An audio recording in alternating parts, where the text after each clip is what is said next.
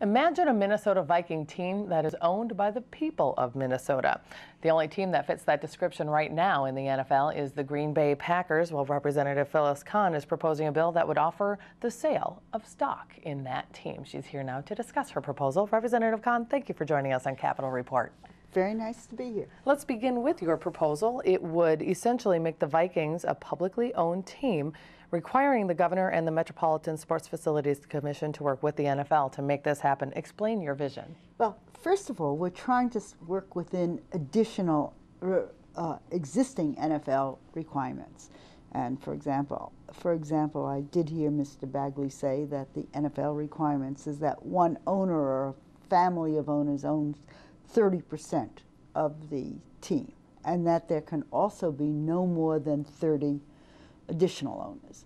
So the first thing we said is, well, let's see if that would work within those additional, within those constraints. So we would assume that the Wilfs would keep that 30% ownership, and then the 70% would go out on public sale to get the rest of the value of the team. You know, again, the negotiations might decide how strong are those requirements. You know, would they nudge that those 30 owners to be more than that, or you know, and just look, or could we do it within those constraints? The next thing that we tried to look at was the concept of having something other than a partial ownership, some sort of a certificate of participation that would only vote on the relocation of the team, which is the thing that's the most important to most Minnesotans. So why and present? the idea, well, the basic idea is that 30% owner, and this was based on a bill I had put in many years ago on Twins. Ownership of the Twins, but that 30%, it would be a total controlling owner. We wouldn't be having board of directors meetings to hire a coach or to decide on plays that day or the lineup or whatever. And so we think it fits within the NFL constraints. I think a lot of Monday morning quarterbacks will be disappointed with that last piece of information. Yes. But why move forward with this legislation? What do you intend to? I listened to what the governor said, and I've also listened to the public response to everything else that's gone on. The governor said he wanted all ideas on the table, and so I thought it was time to put this idea on.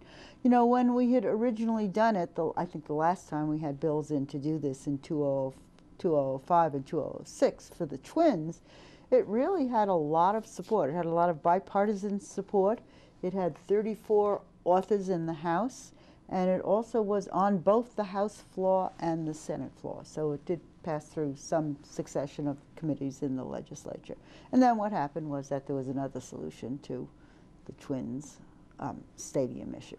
And you've obviously spoken with members of the Vikings, and I haven't, but I think other people have. So given that, I understand that they haven't been very enthusiastic. That's what I was going to ask you, if you think this bill has any merit in the eyes of the NFL and the Vikings, and do you think you can gain support with the legislature comparable to the support that you had with your Twins bill? Well, you know, as I said, I put it out to see what would happen. You know, it's been on several blogs, so you can get to look at things.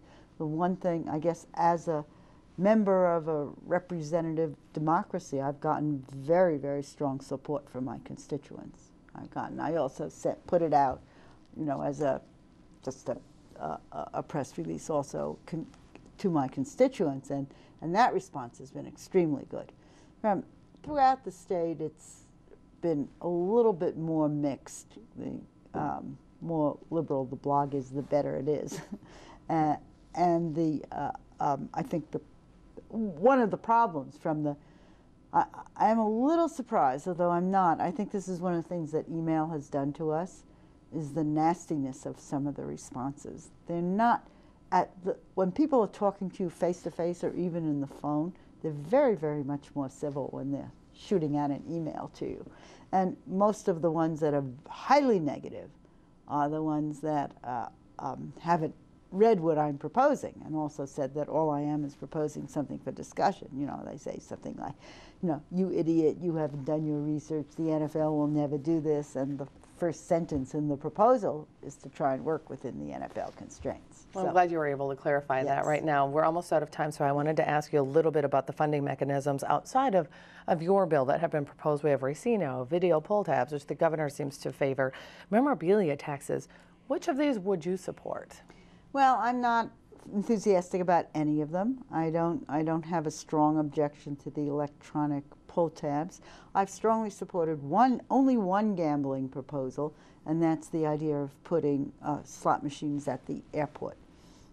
That would be beyond the security limits, and one of the things that I've always said that gambling is a regressive tax on stupidity. If you use that form of gambling, it becomes a progressive tax on stupidity. Maybe the other things we should look at, you know, to make sure that it's specifically the people who want to support football, maybe we should put the casino in the stadium. That would be an interesting way to go about it. That would be. That's another interesting discussion. We'll have to save that one for another time, however. So Representative Kahn, thanks so much for joining us today. We appreciate it. Thanks so much for having me, and I hope your viewers get a good, balanced opinion on things.